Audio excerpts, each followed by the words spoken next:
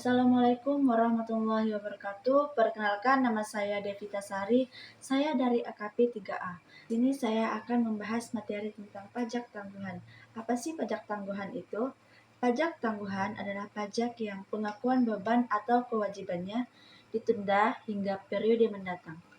Pajak tangguhan biasanya terkait dengan perbedaan temporer antara laba akuntansi yang laba menurut laporan keuangan dan laba fiskal, yaitu laba menurut aturan perpajakan. Definisi utama yaitu aset pajak tangguhan. Apa sih itu?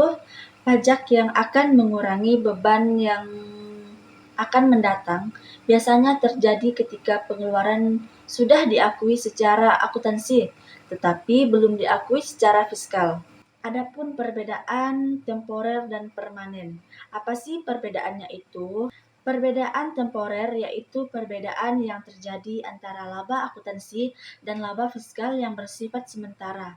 Misalnya, karena metode depresiasi berbeda antara akuntansi dan perpajakan. Adapun perbedaan permanen, yang dimana perbedaan ini tidak akan pernah disesuaikan seperti pengeluaran yang tidak boleh dikurangkan menurut aturan perpajakan.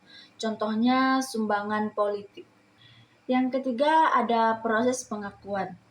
Pajak tangguhan dihitung berdasarkan perbedaan temporer dengan menggunakan tarif pajak yang berlaku saat itu. Nah, dalam laporan keuangan, pajak tangguhan disajikan pada bagian aset pajak tangguhan, yang dimana jika berupa keuntungan di masa depan, atau liabilitas pajak tangguhan jika berupa kewajiban di masa depan. Pentingnya pajak tangguhan, apa sih pentingnya? Yaitu menyediakan gambaran yang lebih akurat tentang beban pajak perusahaan.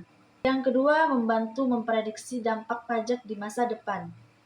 Yang ketiga, yaitu membantu perusahaan mematuhi standar akuntansi dan perpajakan. Contoh kasus yaitu aset pajak tangguhan, misalnya perusahaan membeli aset tetap dan mengakui depresiasi sejumlah 50 juta rupiah secara akuntansi. Contoh kasus liabilitas pajak tangguhan.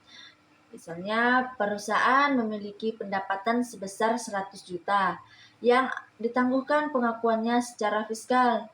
Pendapatan ini akan dikenakan pajak di periode mendatang sehingga diakui sebagai liabilitas pajak tangguhan. Tapi fiskal hanya mengizinkan sebesar 30 juta rupiah.